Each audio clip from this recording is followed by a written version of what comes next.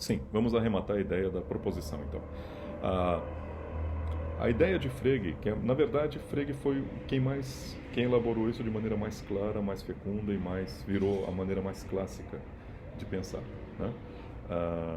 Que existem as coisas do mundo, existem objetos e propriedades, né? Esse é o plano do mundo. Aqui eu estou sentado no mundo, estou sentado no objeto, vocês estão vendo a propriedade de ser bege aqui atrás de mim, etc, etc.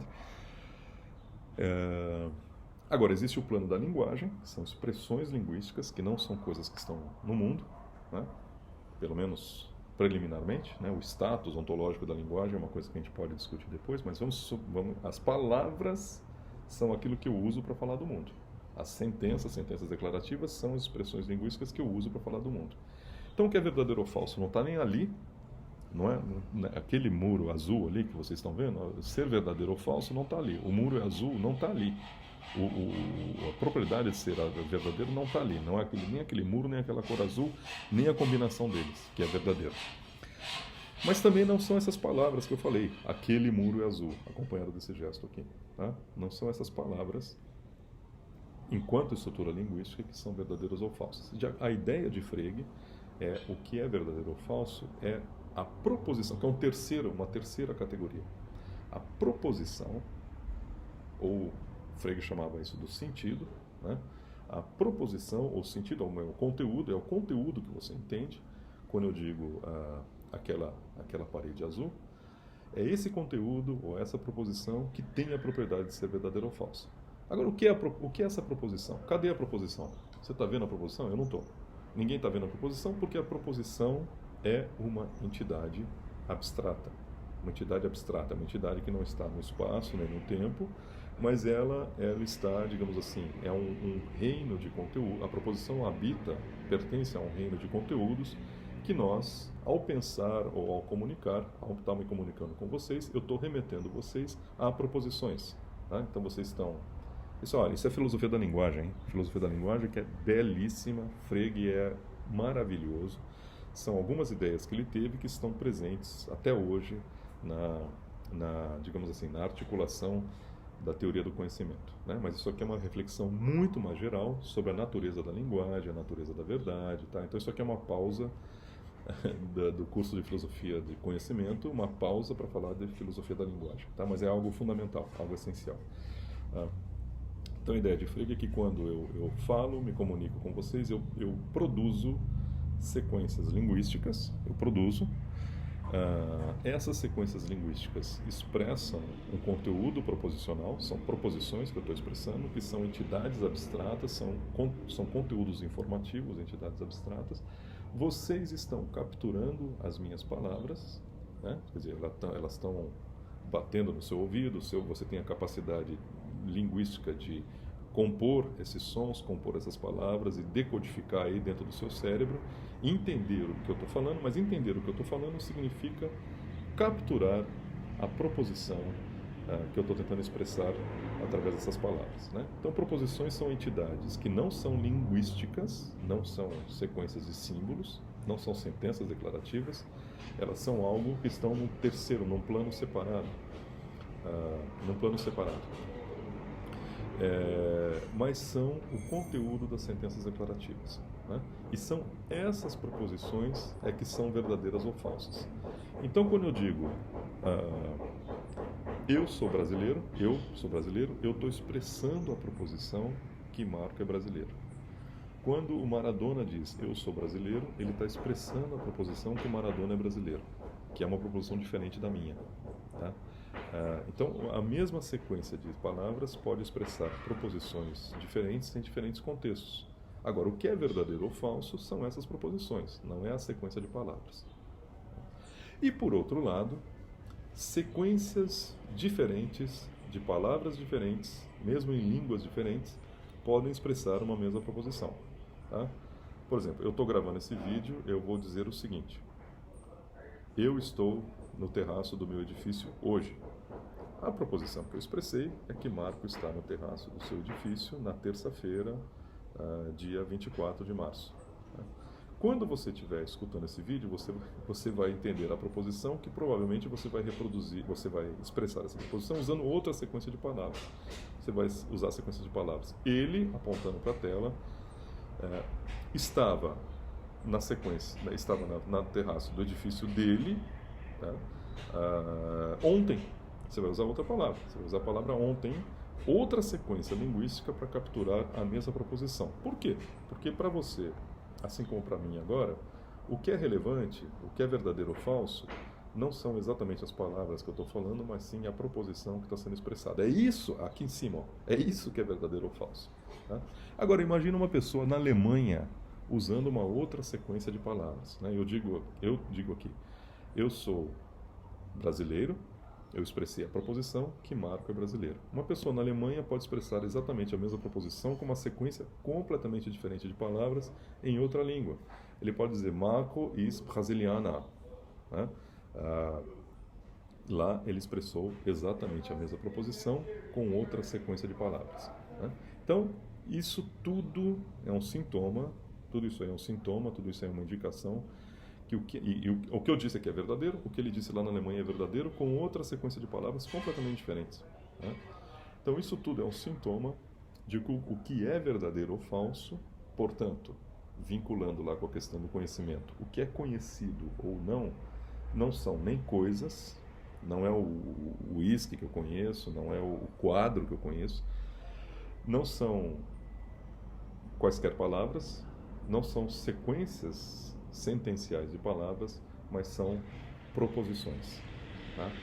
Então, é essa a perspectiva que nós vamos adotar oficialmente, tá? Porque parece ser a perspectiva, até agora, mais bem consolidada. É claro que se eu começar a futucar novamente na noção de proposição, a gente vai descobrir um monte de problemas. Tá?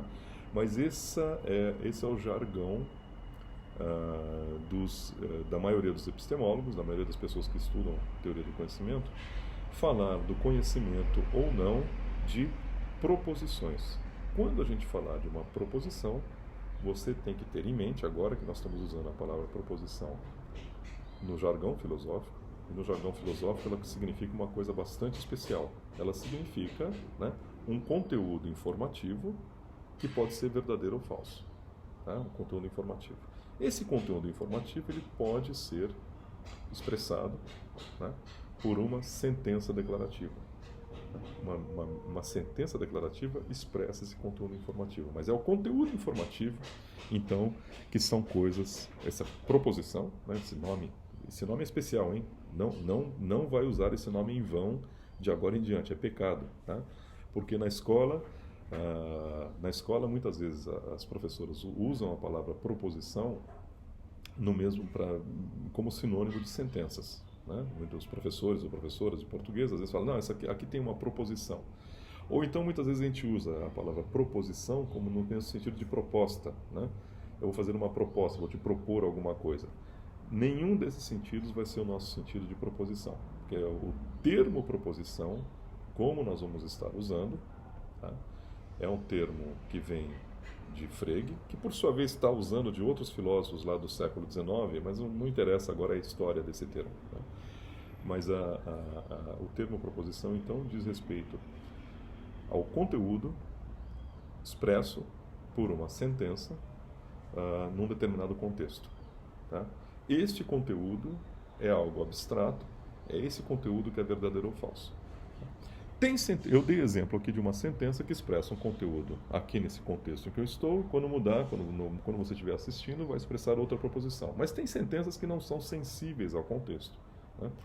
Por exemplo, 2 mais 2 é igual a 4, essa sequência de palavras, essa sentença aritmética, ela não é sensível ao contexto. Eu estou dizendo agora 2 mais 2 é igual a 4. Quando você estiver assistindo, 2 mais 2 é igual a 4 vai expressar exatamente a mesma proposição. Né? E é exatamente a mesma proposição em qualquer lugar do mundo.